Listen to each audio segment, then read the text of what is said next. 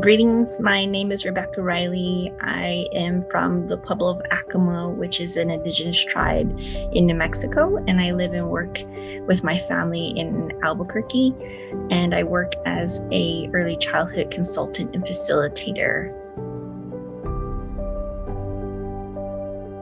The PN3 guiding principles for equity are at its core a set of beliefs, a collective beliefs, and a call to action to center equity at all levels in our programs, policies, approaches, and with each other.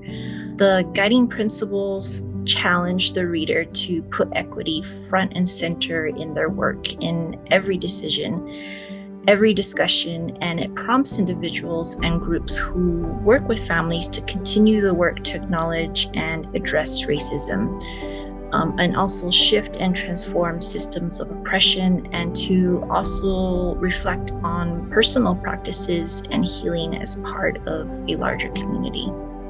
And so what you will see in the document itself are the principles that the PN3 Steering Coalition have adopted, accepted, and implement into their work. And included in that, in each set of the guiding principles, which there are 6, there are also a set of guiding questions to help the reader to further understand what the principle is asking us to do. The PN3 guiding principles for equity were developed to center racial equity in early childhood in New Mexico with families and communities so that all families, children, and their caregivers can thrive.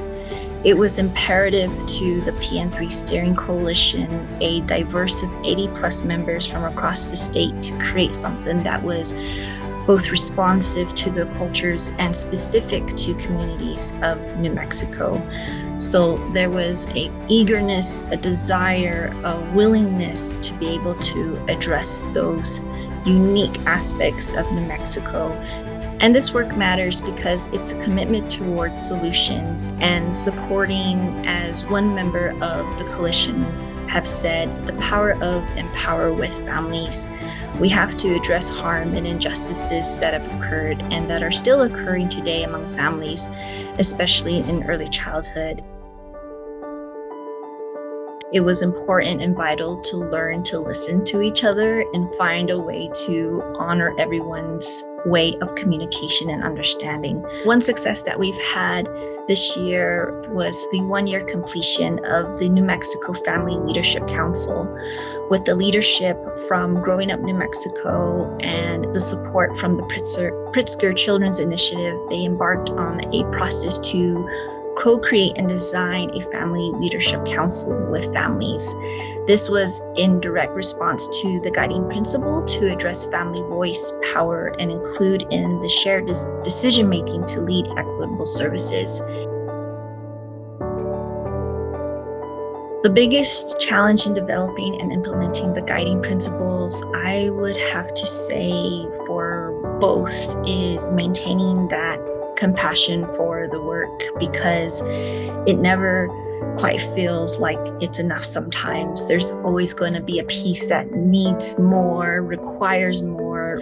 So even just the desire, the need for things to move more quickly or advance beyond is hard to sit with sometimes, right? But it's needed because it's hard when the reality of racism stands in front of you. So you have to find what that compassion looks like and put it into practice is a really good challenge to take on. The next step in implementing the equity guiding principles for now is to continue to work with the state's early childhood education and care department's vision of establishing an equity council that will also adopt the principles. It was important for the PN3 Steering Coalition to make this document available to anyone who wanted to receive it, but also emphasize that it is a tool meant to be improved and updated. And so receiving feedback from those that have used it so far and hearing about how they are using it to advance their equity work has been really phenomenal to see. To learn who is in the community, research who the stakeholders are, the people doing the work, in the work, or have the personal experience that can tell you honestly and truthfully what is needed and what's happening. You want the voices of people and groups that are often left out in these discussions, even if it means having to call someone on the phone and go through the meeting minutes with them to receive their response.